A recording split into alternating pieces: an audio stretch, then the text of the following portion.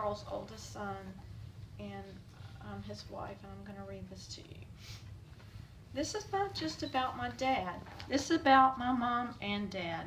They were inseparable. They were the same. They are one. I can't stand before you and talk just of my dad because my mom and my dad are a set. Mom lived in Dad, and Dad lived in Mom. From them, I learned by example. They did not make a big thing of telling me what was right and wrong. They showed me. They didn't tell me what I should and shouldn't do. They showed me.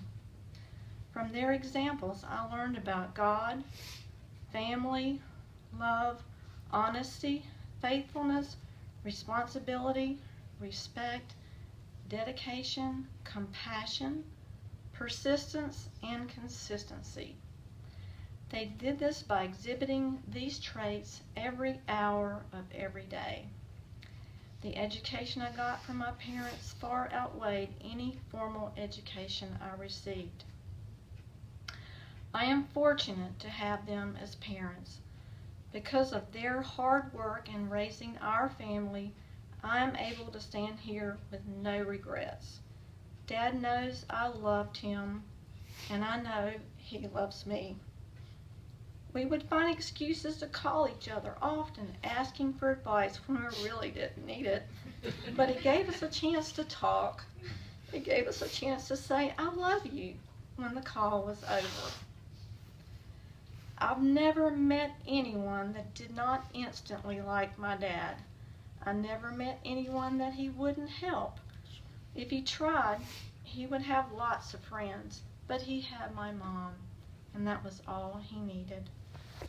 64 years after being married, they would still dance, still held hands, still went for walks, still smooched whether anyone was watching or not. After 64 years, they still had each other in a large and loving family. Mom wanted to include some humor. Dad enjoyed laughing, and we enjoyed hearing him laugh and seeing him smile. He laughed a lot. He smiled a lot. It was hard to think of funny now. Then again, when my wife and I were interviewed by our preacher for marriage, I was asked why I wanted to marry Kay.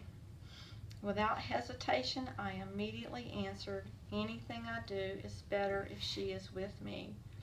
He said, okay, you can get married now. There's another instance that's not in here. I'm just going to kind of ad-lib. It's just so cute. When Dale decided to get married, Glenn and I had been dating for quite some time, and we knew that they had family in New Jersey and New Mexico, and they weren't going to come back for our wedding because it's just too far, so we decided to get married the next day. So Dale got married on Saturday, and we got married on Sunday. And I was kind of outspoken. I guess I always have been, but Carl had on this disgusting gold smoking jacket at Dale's rehearsal dinner. And I said, that's the most disgusting thing I've ever seen. And he went home, and he didn't tell Judy until the next day, which was our wedding, that he couldn't wear that smoking jacket. So Judy quick, she had bought a suit, and she quick tried to hem the pants, and she hemmed the pants with the cuff in instead of out, and didn't take the tags off. And when he went down the aisle for our wedding, after being an hour late for the wedding, the girl sang the songs over and over, and she told Glenn, I don't have any more songs to sing. And he said, well, just start over again. And then Carl came down the aisle with the tags on his clothes. So it was funny at the time anyway. Okay. When I was struggling with how to describe my dad and how much he meant to me and our whole family, I suddenly had the answer. Anything I do is better when part of my family is with me. It takes extraordinary parents to head a family that enjoys being together as much as ours does. While going through Dad's computer stuff, I needed to figure out one of his passwords.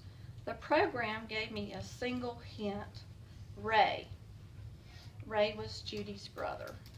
My sister was walking by and said, "Oh, the password must be FNHISG.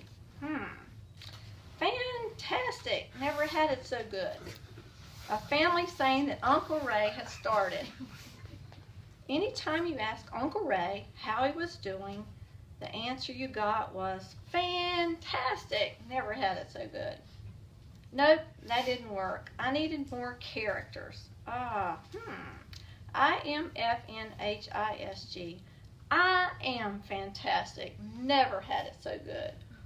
Wow, it worked. What a way for someone for 85 to feel. I've cried more since my dad died than I ever have in my whole life. It hurts.